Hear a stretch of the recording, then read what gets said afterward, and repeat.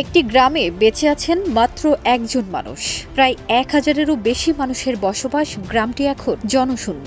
এ যেন এক ভুতুড়ে গ্রাম। আফ্রিকার দেশ পশ্চিম সুদানের মারমা পর্বতমালা এলাকায় ভয়াবহ ভূমিধসে পুরো একটি গ্রাম নিশ্চিহ্ন হয়ে গেছে। গ্রামটি পুরোপুরি ধ্বংস হয়ে গেছে বলে এক বিবৃতিতে দাবি করেছে দেশটির বিদ্রোহী গোষ্ঠী Sudan Liberation Movement. LME certified বিশ্বসেরা কপারে তৈরি ওয়ালটন কেবলস, যা আপনার স্থাপনাকে রাখবে সব সময় নিরাপদ। দেশটির বিদ্রোহী গোষ্ঠী জানায়, কয়েকদিন ধরে টানা ভারী বর্ষণের পর গত ৩১ আগস্ট মারাত্মক ভূমিধস হয়। এই দুর্যোগে প্রাণ হারিয়েছেন অন্তত ১,০০০ মানুষ।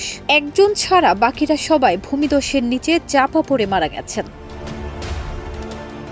ঘটনাস্থলের আশেপাশে এখনও উদ্ধার কাজ শুরু হয়নি। সুদান লিবারেশন মুভমেন্ট জানিয়েছে, তারা জাতিসংঘ ও আন্তর্জাতিক ত্রাণ সংস্থাগুলোর কাছে জরুরি সহায়তা চেয়েছে, কারণ নিজেদের হাতে পর্যাপ্ত সরঞ্জাম ও জনবল না থাকায় তারা মৃতদেহ উদ্ধার ও আহতদের সহায়তা করতে পারছে না।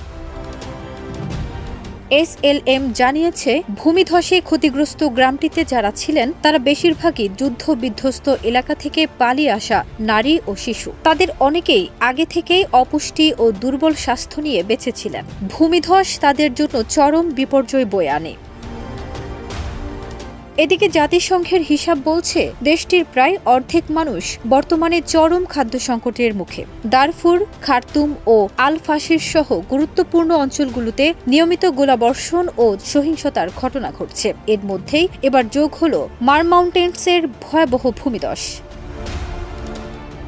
সুদানে প্রায় ২ বছর ধরে চলছে গৃহযুদ্ধ। সরকারি সেনা ও RSF এর মধ্যে রক্তক্ষয়ী সংঘর্ষে এখন পর্যন্ত হাজার হাজার মানুষ প্রাণ হারিয়েছেন, লাখ লাখ মানুষ ঘরহারা হয়েছেন।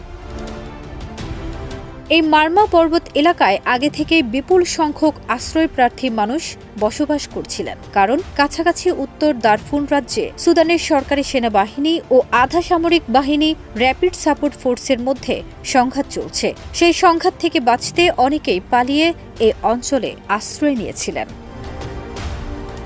ফারজানা নিকিতা, দেশ রূপান্তর।